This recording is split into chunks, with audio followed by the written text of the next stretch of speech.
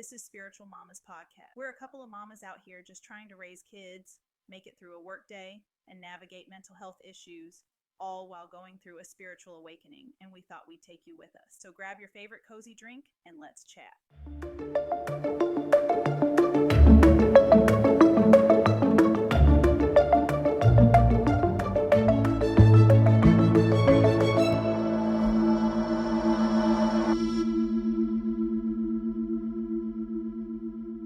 Hello. Hi. I'm Aericka. And I'm Kim. Welcome back to Spiritual Mamas Podcast. Yes, welcome. How are you this morning? I'm doing okay. I think last time it rained, it's raining today. The last time it rained, I was feeling a little more gloomy, and today not so much. That's good. But I have noticed, and maybe this is absolutely nothing and I'm making it into something.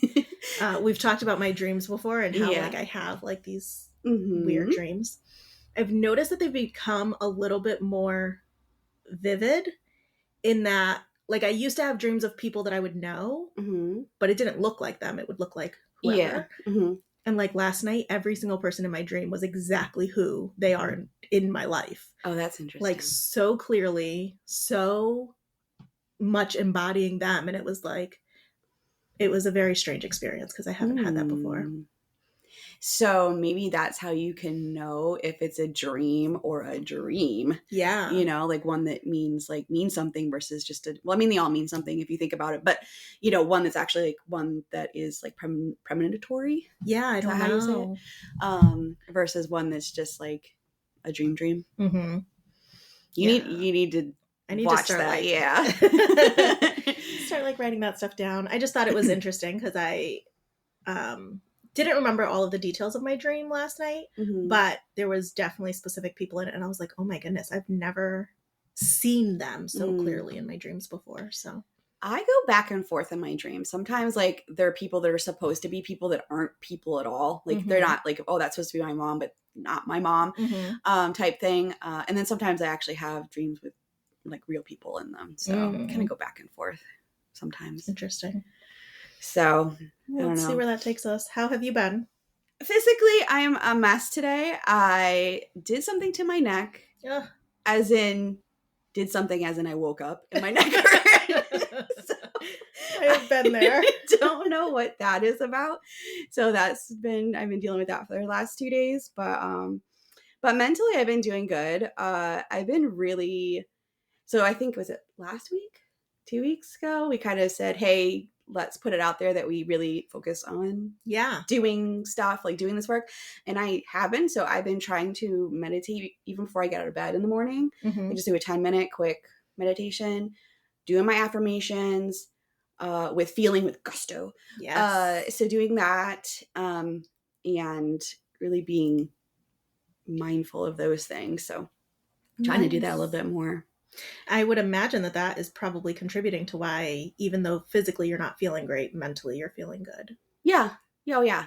I would agree with that. I mean, I feel mentally, and I've been in a really good place, very grounded, very just in a good place. Yeah. And I'll tell you what, this whole vibe thing, and we're going to get to it. We're getting there. But I think it's rubbing off on my family. Yeah. Because everybody's been, knock on wood, mostly in a good mood. My husband and I, our relationship has been really, really, really good. Not that it's ever bad, but just, I don't know, a little bit more connected. So yeah, I think it's rubbing off. Yeah, it sounds like there's a flow. Yeah, which is the theory, right? That if your vibration's high, you're gonna have everybody else's gonna affect everybody else. So, yeah. So I think it's definitely happening. Good. Either that or I just am not going crazy, so everybody else is not crazy. So. Either way, that means that, if your vibes are good, then everybody's good because of that, or everybody's just feeling it together. So yeah. That's a good thing. Speaking of, I know that we were going to talk a little bit more about different ways to raise your vibration. So I had some things that I wanted to kind of cover today. Yeah. How to raise your vibrations, part 2. Yeah. I'm going to talk about 2 kind of very different types of things today. Okay. So we're going to go with crystals, which is maybe, I don't want to say controversial for some people, but there's less science behind it. Yep. But I will cover that. Mm-hmm. And we're going to talk about sound and how using that to raise your vibration can be a really positive experience. And there's a lot of science behind that. Yep. So we'll visit two ends of the spectrum today. Well, let me ask you, and you might be going to say this anyways. What was your take on crystals until more recently? Like, I want your opinion. When you say until more recently, well, I don't know. And what was your take on? Has it changed? Yes. Okay. Yes. There was a point in time, probably for a long time, that I didn't have a take. It wasn't like I was drawn to or thought about or knew. Mm-hmm. And then that kind of shifted very spontaneously. I was gifted some crystals. Mm-hmm. And I was like, oh, they're pretty. Right. Like nice decoration. Mm-hmm. And then starting to look into like what they actually mean and how they can be used. And that has been a slow process for me in getting to a place of like, okay, I can use this intentionally and have some sort of effect from it. But yeah, I think I'm similar. Like at first I didn't know anything about them. And I feel like also it wasn't that popular in culture. Yeah. Until more recently. Yeah. And then when I did hear about it, I was like, oh, that's silly. Like, okay, get your crystals, Yeah. And then, I would say it wasn't until probably going into that crystal shop, to be honest. And like feeling all the vibrations and all the energy and how affected I got from touching them. I think that really started to change my mind on it. Yeah. And then again, doing the research, which we're going to get into. But I was just curious. No, that makes a lot of sense. And I know, like, you and I have been in that shop a couple times together. And the visceral reaction you had the first time, like, you were like stopping me and saying like, wait a minute, I'm feeling like so much right now. I can feel this tingling all up my arms. And like, it got to the point that almost my hands hurt because they were vibrating that much. And I was like shaking them off. Like, okay. Yeah. It's crazy. So it can be really, really intense sometimes. But what I'm going to get into a little bit is like all the different types of uses for them. So there's a lot of ways that people use them by enhancing certain intentions or using them as offerings in some sort of ritual or ceremony or something like that. And also trying to raise vibrations. So we've talked a lot before about how everything emits a vibration of some sort at a certain frequency. And this includes crystals. So being able to use them in that way might look different based on what you're trying to do with them. Okay. If you are, actually, let me take a step back. We'll talk a little bit about like some of the history, because crystals have been used in history in so many different ways, often for their healing properties. And we see this with a lot of ancient cultures, like a lot of Chinese culture, like history shows jade often. Yeah. And it was very like revered and seen as a highly stone to be using. You can see obsidian in a lot of cultures and certain stones that are used for rituals and ceremonies for burying the dead or preparing bodies or healing. Some Native American tribes use fetishes and their animals carved out of certain stones with certain type crystals and that sort of stuff in it. And they're used with ceremonies. Yeah. So you can see that this has always been present for people. And really, when it comes to like the science behind it, there's not a lot of science because there's not a lot of studies. People aren't doing studies on it. And we know that people do studies on things that make money usually, which yeah. So I'm put that out there because it's important to know, like, there's not this science-based evidence behind it. Yeah. But there's also not science-based evidence against it. Right. It's not like anybody's doing any study with it. So there's that piece. And that being said, there's this idea that like, oh, maybe it's just a placebo effect.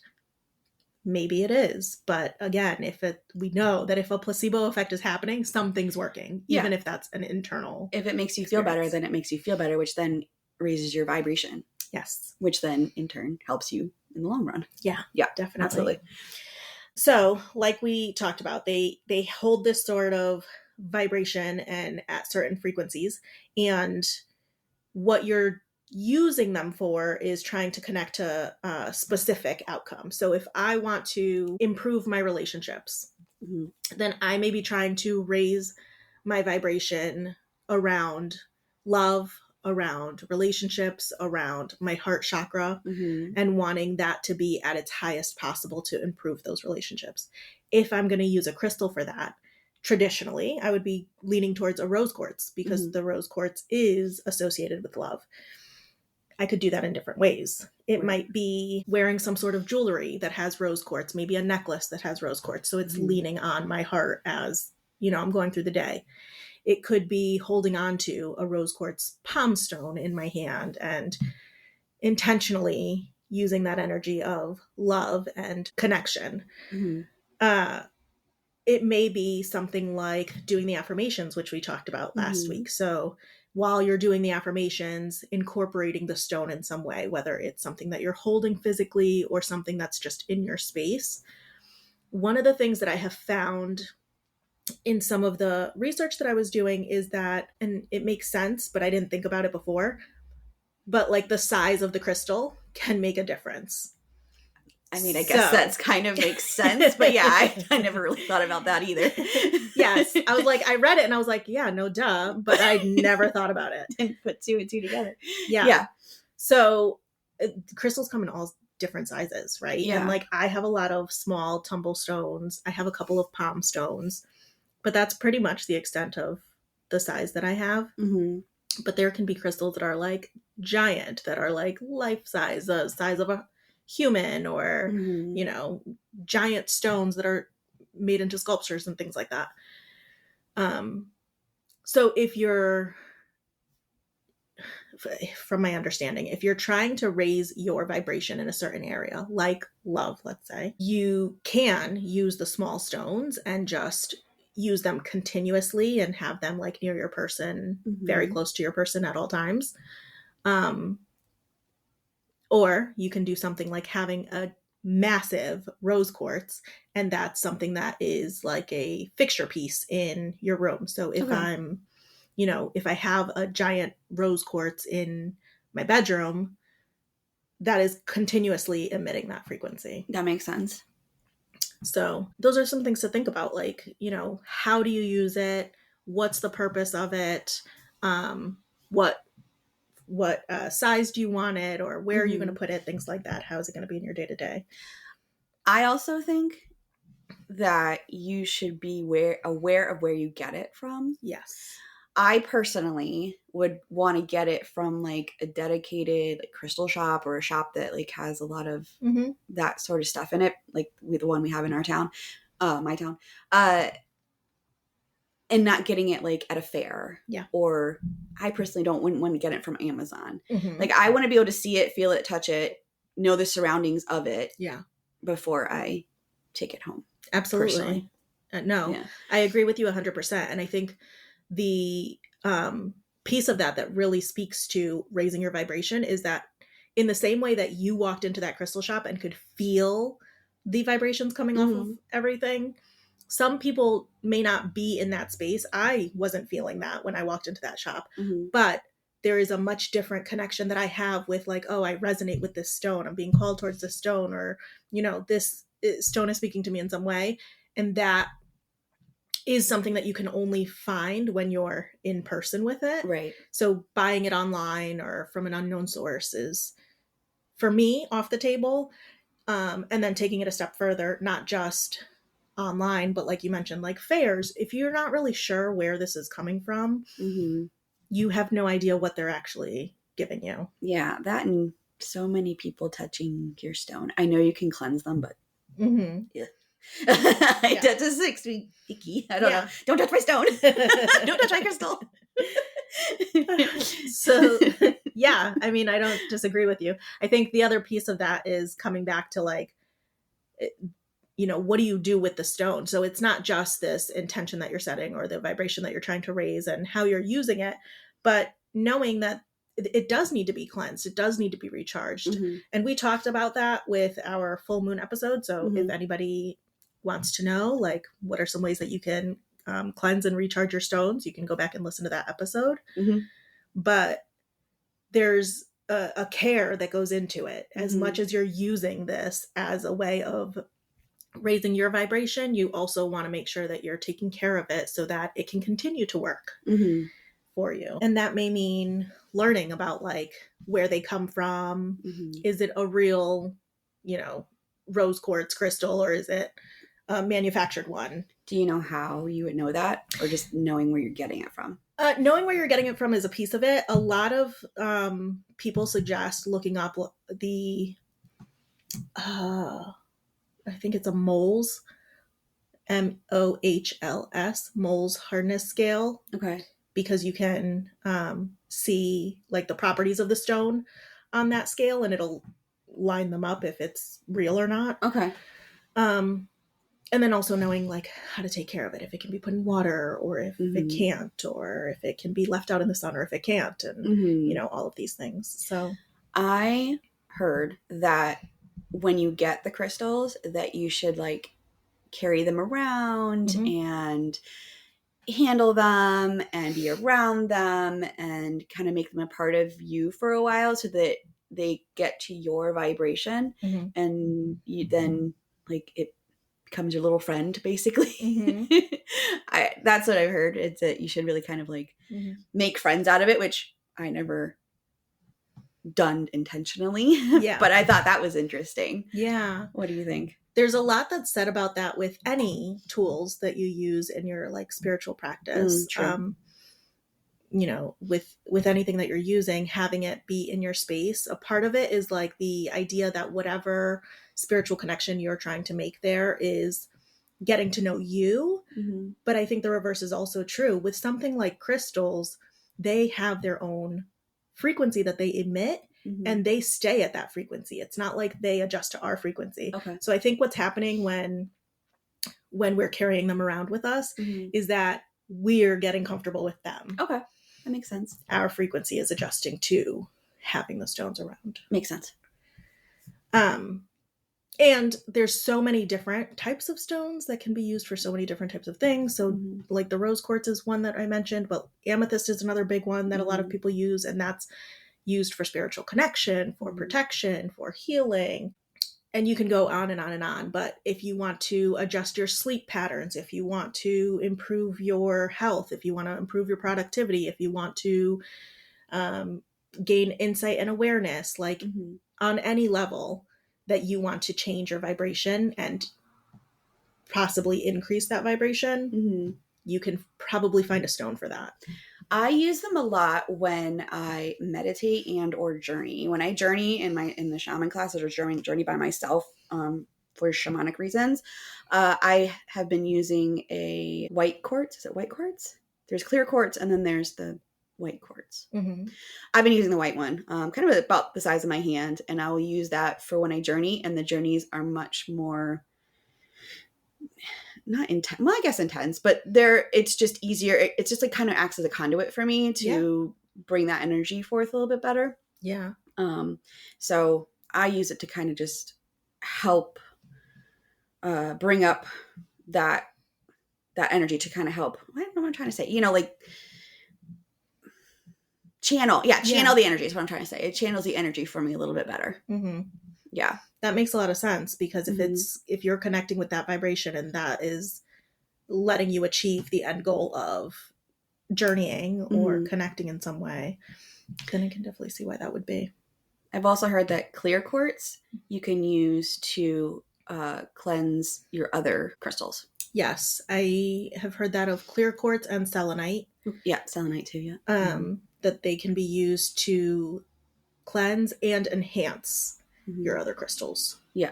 So they kind of are like the vibration of everything. They can match, whatever you need them to match in that moment. Yep. So there's just a couple pieces there, right? Like you want to make sure that you have your intention set. You understand what it is that you're trying to achieve. You want to have some active engagement in it. What am I doing to make this happen? not just I want to be at a better vibration and that's it. And then being able to utilize the crystal appropriately. If the crystal that if I want to have specific types of dreams or channel in that way while I'm sleeping, then using a crystal specifically made for that is going to be different than if I use just some random crystal I pick up off the, off of whoever or off of any surface in my home. Basically. Yeah. You also can use clear quartz for protection. You can put it, I have ones in, I actually need to go find those so I can cleanse them, but I have one like in the corner of all my rooms. I just remembered that I did that. So I should go find those and clear them. Yeah. Because I'm sure they definitely need it. Yeah. But yeah, you can put it in the corners of your rooms and that can help with protection. I do that with black tourmaline. Yep. I have that by my front door. I have it by the entrances of the home and in the spaces that I'm in frequently, like this one. So I definitely... I think that's an important piece, is like being able to find which ones are used for protection. What's interesting is that in a lot of cultures, even when we're talking about very specific religions, in a lot of cultures, there's already this understanding of what you can turn to for protection, spiritually, religiously, physically. So in my family, we've had these bracelets that you get for a baby when they're first born. They're gold bracelets. They have red beads on them and then a black hand. Okay. And the hand is like a closed fist, but the finger's pointing down. That hand specifically is made of jet. Okay. And that stone absorbs negative energy. That's cool. And this is coming from, like I've said in the past, my family is religious. Yeah, very Christian. Yeah. So even coming from that sort of background, there's the understanding of like, oh, there's properties here that you need for spiritual protection. Well, I think we touched on too, like a couple episodes ago, is that a lot of religion comes from like paganistic backgrounds or like Egyptian or, many years, like, many centuries prior. So I mean, I'm sure that came from some sort of tribe or pagan or something like that, Druidism, whatever in your area was going on. So I'm sure it came from that, which is interesting because it does all kind of like carry over. But very cool. So those are some things to just learn more about, is like where you're getting your crystals, how they're working for you, what you can use them to help increase, how you take care of them. And then if there's any like specific protection or specific history that you're looking into with them, there's a lot of information out there, even though it's not like science-based. Do you have any tricks on how you can figure out what the ones you already have because you forgot what they are and they're just in a pile? I have been known to like be Googling blue crystal and see what I was going to start doing trying to match it. What I have done in the past is like, as I get the crystal, I will make note of it. Like I have a note app on my phone that I just go into and it's like, okay, this is the crystal. And I can't necessarily always remember which crystal that correlates to, but I know that at least I'm limiting to these. And it's like, okay, if 3 of my crystals are blue and these are the blue crystals that I've written in my notes app, then it has to be one of these. So let's see if I can narrow it down that way. The ones that I use on a regular basis, I know and I have no problem with, but the ones that I don't, I'm like, oh yeah, that one. Because I know I picked them up for a reason at one point, and then now I'm like, oh crap, I do not know what that little, like I said, I have a little blue one. I'm like, I don't know what that's for. Yeah, okay. It looks cool. It's there. It's in my pile with all the rest of them. Yeah. All right, cool. I have definitely been there, so. I've heard there's like cards you can get. Like kind of like tarot cards or whatever that you can get that have the properties, like what they are, and maybe you can match them that way. Yeah. I mean, there's cards, there's books, there's lots of information out there. This is the method that I've come down to. At one point, I would just write on a little piece of paper what it was and then put the crystal on top of it so I could just keep it there. But my crystals get moved. So 1 and 2 for me, I would get tired looking at that paper and I would eventually throw it away because I'm just one of those people that like it would look like clutter to me and I'd be like, I don't like that paper there, and it would like throw it away. Mm-hmm. I notoriously throw away things that I should not because they annoy me. And then later someone's like, did you ever see that blah blah blah blah? I'm like, no, I haven't seen that in a while. The last time I saw it, it was on the counter. Yeah, I don't know. Threw it away 3 weeks ago. Yeah, no, I definitely can understand that and have been there. But yeah, I mean, finding your own method on how to keep track of them. I was thinking of getting like one of those, like has little drawers, like almost for like jewelry or like beads or whatever, putting them in the little drawers, and so that way with the names on them, and be more organized that way. Yeah. I mean, that's a thought. It's a to-do. Yeah, just add it to the list. Seriously. At some point, I like moved my crystals around, so it was like, because I literally had them like all over my bedroom, all over my office, downstairs. They were all over the house. So I had like cleared them all up, and I like all the crystals that I didn't remember what they were, I threw them in a box. And the ones that I did remember, I left them out. I organized those where I wanted them to be. Mm-hmm. And now I have to go through the ones that are in the box and figure out like, okay, what is this for and where do I need to place it? Yeah, that's a good idea. But maybe you could do that on the next full moon or new moon. Which would it be, new moon or full moon, that you should do that? To organize them and put them out? Yeah, I don't know. Just like make it a... Yeah. Because you said that one of them is like cleaning, right? The full moon is for cleaning and whatnot. Making space for new things, maybe. And the new moon is for bringing in new stuff. Yeah, so maybe a full moon, next full moon. Good idea. I think the next full moon, I don't know what date it falls on, but I'm pretty sure it's very close to the winter solstice. I think you are correct. Like within a week, probably. So there's a lot to unpack there. I'm looking it up right now. Yeah. Full moon December 2024. December 15th. Okay. The winter solstice is the 21st. So, within like a week. Yeah. Mm-hmm. We should look at like winter solstice stuff. Yep.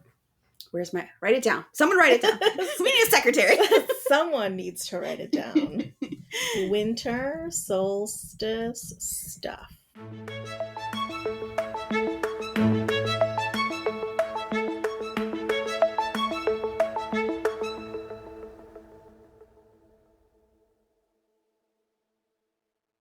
There you go.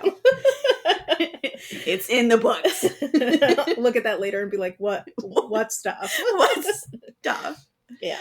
Oh my gosh. All right. Okay. So that's what I got on crystals. Okay. The sound is the other piece that I wanted to kind of cover today. Mm-hmm. This, like I said, has a lot of scientific backing. There has been so many studies on the brain, our ear, auditory functioning, how those things connect, how they affect one another, what things you could use in certain situations, how it affects your heartbeat. Certain beats can raise and lower your heartbeat. Yes. Yeah. It is amazing. Yeah, it is. It really is. And it always makes me wonder, like, before I started doing the research and learning about all of this, there was always that connection. Like, I can't even tell you how long I've been saying this, but music does something to you. Oh, absolutely.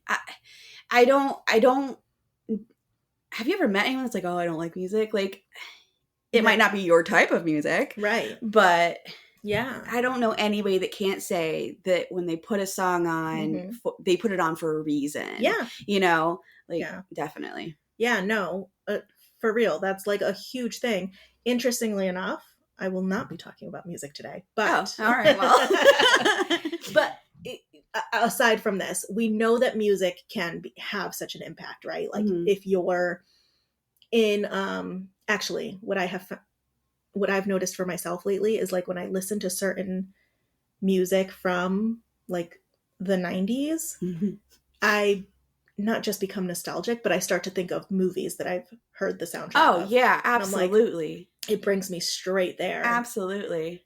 It's wild to think about, like, oh, that was so long ago, and that movie is so old, and that's how old I was, and what I was doing, and how I felt, and I always get like, I'll hear certain songs like, oh my God, that brings me back to middle school dances. Or that brings me back to high school dances, you know, stuff like that. It's like, oh, well, that was clubbing. Yeah. There goes my clubbing days. Yep. Yeah, definitely. It brings you right back to it. It's just crazy how it can do that. Yeah, definitely. It's pretty interesting. So some of the things that I want to go over with how you can use sound to raise your vibration. One very specific way is affecting the brain waves. So your brain functions differently in different states. If you're sleeping, then your brain is emitting delta waves. If you are awake and maybe problem solving or super alert, then your beta waves are functioning or being emitted from your brain. And those happen at specific frequencies. So I'm going to go through the frequencies really quickly. Gamma waves emit at 38 to 100 hertz. And when this is happening, you're in the state of thinking, having certain insights. This is like the most alert that you can be. Okay. So like studying or something, like learning something new? This would probably be a bit above that. Okay. This is like, you know, when you might be in that function of studying and learning, but you're gaining insight. You're getting an understanding and awareness. All right. The next one would be beta waves. They emit at 12 to 38 hertz. And this is happening when you're problem solving. You are alert, you're conscious, you're aware, but you may not be like on your A game. This might be like A- or B+ game. I have a problem. I'm trying to figure it out. I might take some time to do that, you know, that sort of space. Your next level would be alpha waves. Those emit at 8 to 12 hertz. And this happens during deep relaxation. It can happen when we're being creative, when we're kind of in the flow state. Okay. After that comes theta waves. These emit at 4 to 8 hertz. And this is a light sleep or the space between sleep and wakefulness. So that's where you should be like meditating as the theta waves. When you can get into a practice of good meditation, this is what happens. Your brain is in this state of theta waves. And then under that is delta waves. Those emit at 0.5 hertz to 4 hertz. And that happens during deep sleep. Okay. The time between sleep and wakefulness, like we just talked about, that's when you're experiencing the theta waves. It's when you're more open to connecting with spirit, receiving downloads, being intuitive, being more connected with yourself. And you don't have to wait until you're about to go to sleep to access that.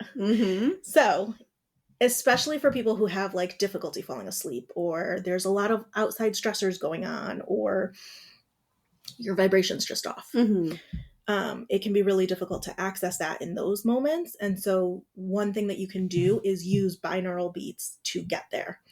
Binaural beats is when you are wearing headphones and each side of your headphones is playing a different frequency. Okay, I didn't know that's what that meant. Okay. Yes. Cool. So what happens is, let's say that the left side is playing 100 hertz and the right side is playing 104 hertz.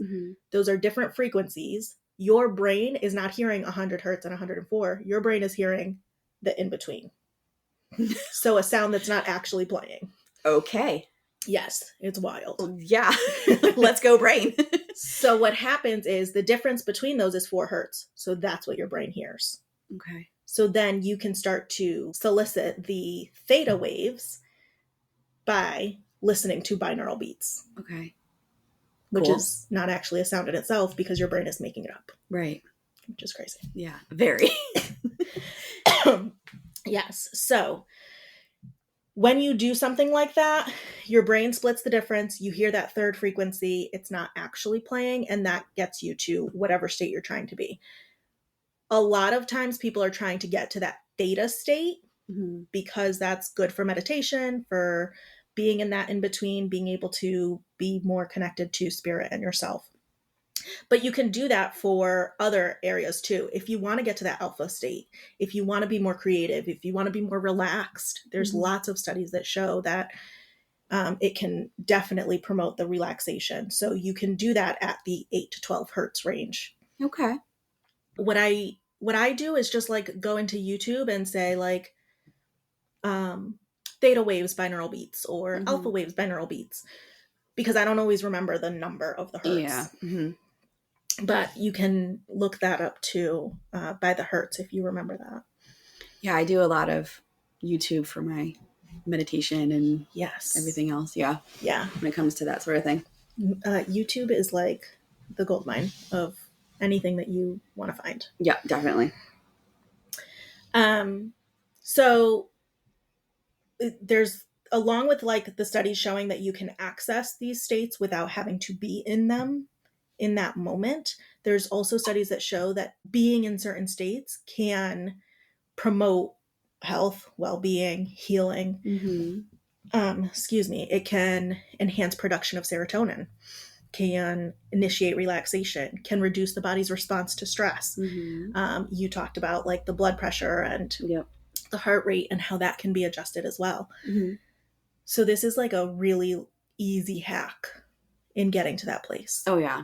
Whatever it is you're looking for, you want to be super alert and focused. Okay, maybe I want to be in that gamma state.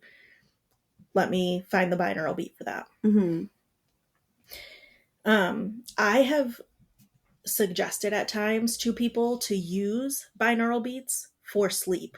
Not necessarily for meditation, but like, oh, you're having difficulty sleeping. Well, you know you want your brain to be in that delta state or that theta state to get you there. So use the binaural beats. Yeah, I have definitely done that myself, for myself. Yeah. Yeah, 100%. Yeah. And again, coming back to like YouTube, there's like videos that are 8 hours long where it's just producing that. Yep. I don't know if it would be beneficial to listen to that for like such a long period of time. I find that if I go to sleep with those type of binaural beats, I will wake up at some point not enjoying that anymore. Yeah. Like I will have to turn it off. Yes. I don't know if it's because when you're, I'm sure I should know this, but I don't know if it's because like you're changing your waves as you're sleeping and like the sleep cycle. Yeah. It probably absolutely 100% goes with that. But yeah.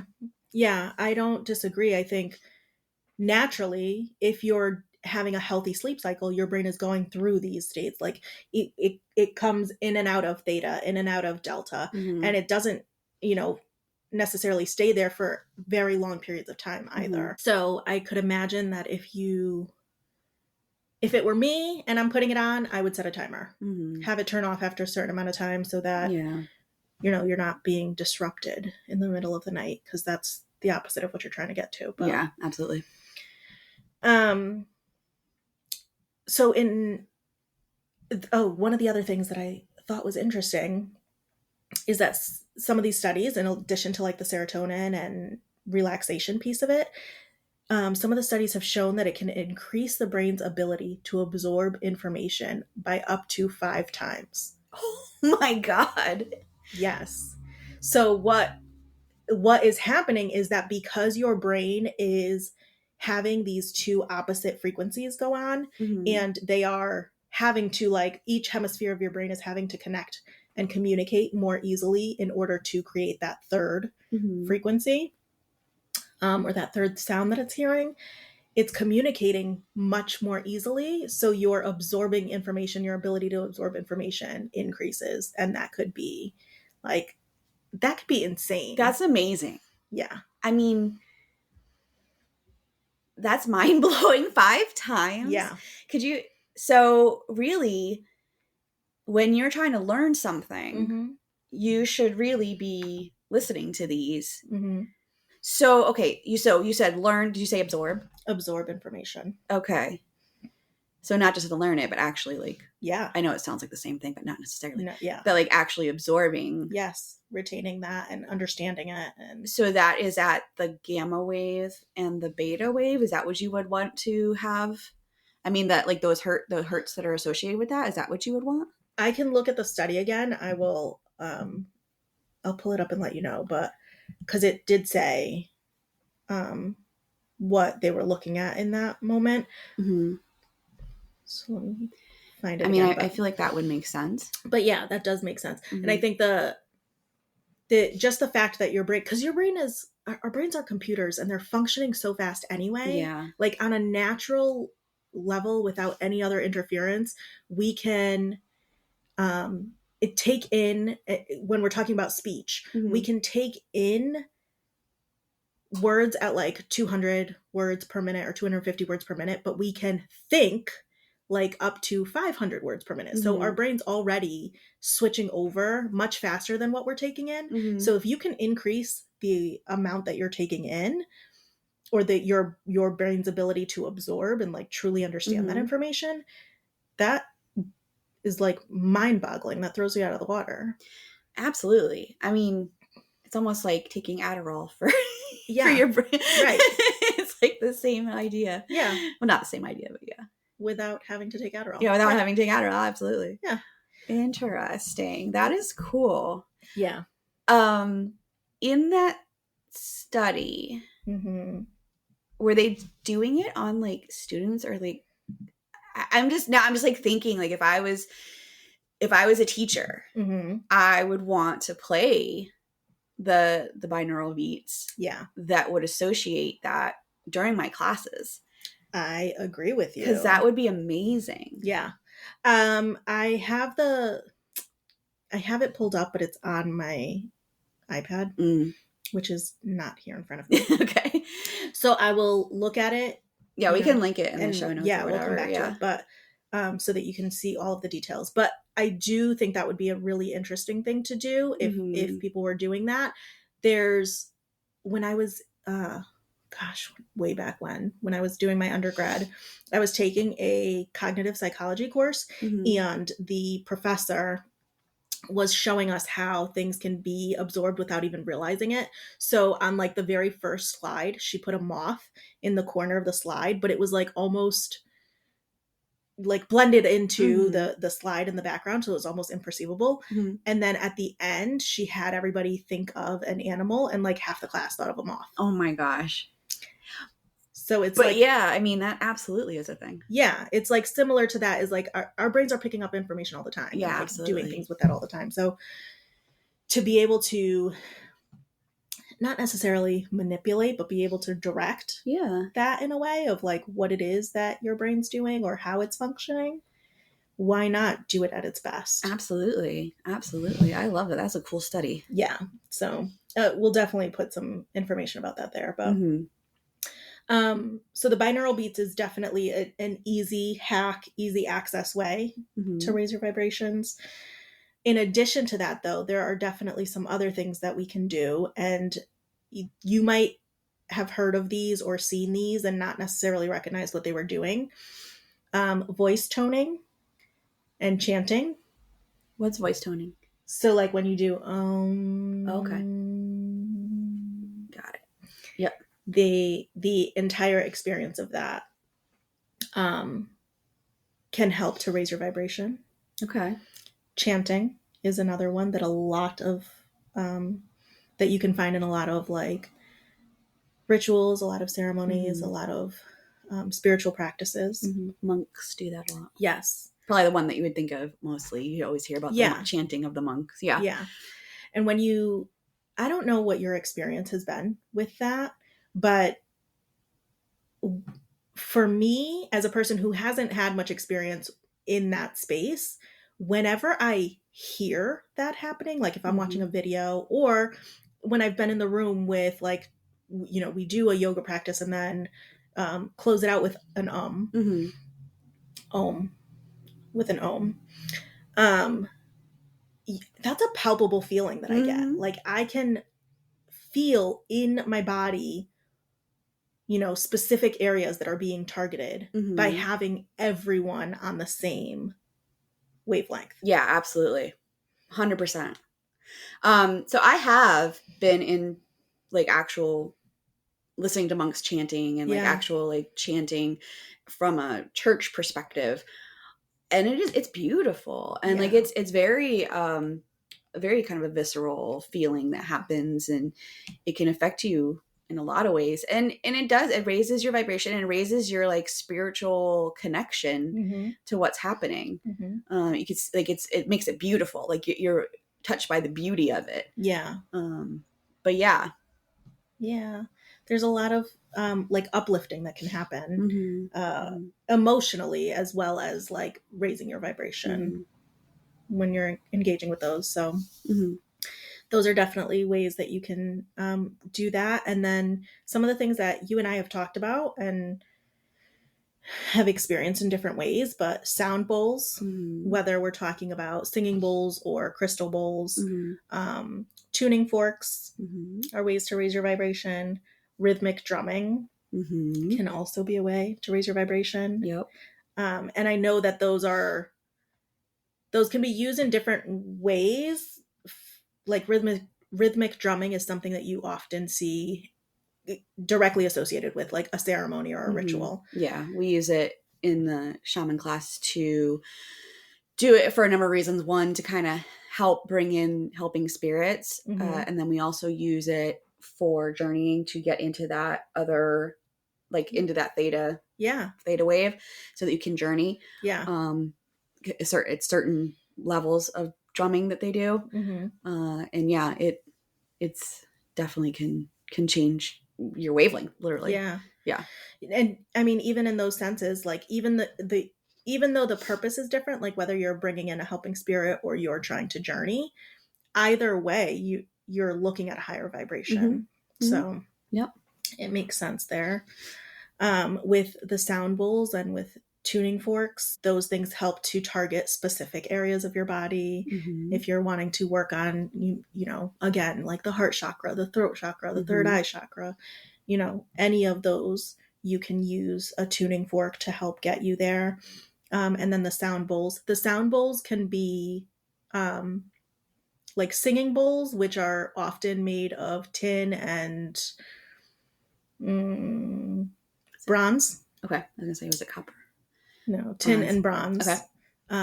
You can find them made of copper, but those typically tend to be more malleable, so they tend to have imperfections or, so they're not going to resonate at the right frequency consistently. They may not work as well. But traditional singing bowls are made of bronze and tin, so those are much sturdier. And I just keep thinking of the Tibetan. Those are the ones I can think of most readily. The Tibetan singing bowls. That's exactly what it is. And then the crystal bowls, which are made of crystals. So again, coming back to like, what we talked about before with crystals, this is a different way of using them, but using them with sound. And in the same way that you would like you've seen people dip their finger in a glass of water and then play around the rim and you can hear that sound come off, that frequency come off. These bowls are made to resonate at different frequencies. So they produce different sounds and help you to access whichever area of your body you're trying to, or whatever final frequency you're trying to get to. Yeah, I've seen them used kind of like in healing ceremonies or not necessarily ceremonies, but in healing practices to help with, whatever the situation is, like stomach issues or, whatever. It's like a different modality for helping with healing, kind of in the same way that you would use like Reiki energy healing. It's like sound healing. Mm-hmm. I know we haven't, like, this is a little off topic and we haven't talked about this much, but there is a very clear understanding for most of the world that the body, soul, mind, heart, spirit are all connected. Mm-hmm. So being able to raise your vibrations, even if you're doing something like, hey, I want to raise my vibration in my heart chakra. I want to be more connected in relationships. I want to love myself more. I want, improvements in that area. Even something like that is going to have other effects. And we'll talk more about this at another time when we talk about like gratitude and stuff, but it's not just a one and done. Right. I want to achieve this vibration. I want to have this outcome and that's it. You find that expands into so many other areas. Well, yeah, like we talked about in the original episode of this, the vibration, the first one, is that we're all energy. Yeah. And so therefore when we're energy and we work on that energy, it's going to have specific outcomes to everything. Yeah. To your whole body. And I agree with your that most of the world has that thought process, and the Western world is so removed from that. And I don't really know why. I don't know why the Western world has so poo-pooed what the rest of the world knows works and has worked. I just don't understand it. And I mean, I guess I do, because it's not necessarily based in science, which I'm sure it is. If we actually did a ton of studies on these, we probably could find the science of it. Yeah. But they've been doing it for thousands of years. Like, why do we just brush it off just because we can't see a physical, like we can't quantify it? Why do we need to quantify it? That is a great question. I don't have like the specific answer to that, but I do have some thoughts on that. And I think a lot of what I see in addition to that is like this siloing of our bodies, our minds, our spirits, like all those things are separate in the Western world. We also see that culturally, as far as like families and stuff. We are a very individualistic culture in the Western world. That is true. Right? It's like, I'm out for myself. I'm going to achieve my highest and that's it. Whereas a lot of these other cultures are collectivistic and we do things together. We rise together. We suffer together. We move through together. Yeah, that makes sense. So I guess I'm thinking back to also the like the Newtonian and the I can't remember his name again. But anyway, saying that the matter is this. Yeah. We can understand matter. Yeah. I don't understand the mind, so someone else has to deal with the mind. The church deals with the mind, and they separated it. And I think from then on, it just kind of it screwed us, because we just separated them because they couldn't understand it. Yeah. So because some great scientist was like, "Well, I don't get it," they just threw it to the church, and then everyone kind of poo-pooed it because it's religion, and religion is not scientific. Yeah. So they just separated it. Yeah. When now we're doing more studies and we're finding out that actually they all go together. Yeah. I mean, especially, gosh, I don't even know. I'm going to go down a rabbit hole. Do it. But you think about like all of this, and not that it's new research, but it's new to the public, but all of this research coming out on like fungus and how interconnected fungi is around the world and how much that can affect different things in different environments and people and our experiences, and like it everything's connected. So to try and like separate it, it makes it easy and simple to separate things and say, well, I'm going to take care of this problem.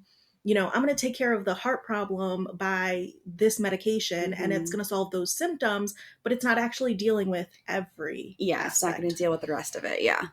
Because it's all multifactorial, and we're so focused on like the one thing and fixing that one thing when it's really, there's 50 things that are causing that one thing. That becomes such a frustration when I have conversations with certain people where it's like, they can be expressing that they they want to feel better and they want to feel better now. They want it fixed and they want it fixed now.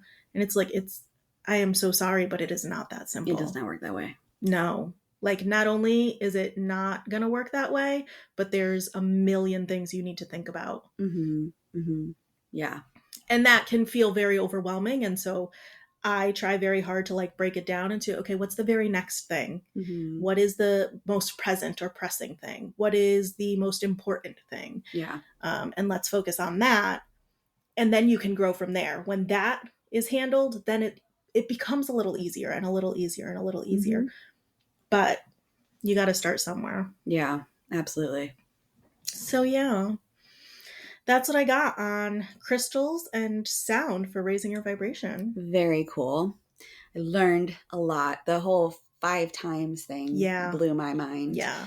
Yeah, and if you can find that study, we'll definitely link it in the show notes because I figured out how to do that. Yes, amazing. Okay, so but yeah, I will, because I saved it for that reason. I was like, at some point we're gonna need to like put this up there. So I will send it to you as soon as I can have access to my iPad. Awesome. All right. Well, yeah. So until next time. See ya. Bye. Bye-bye.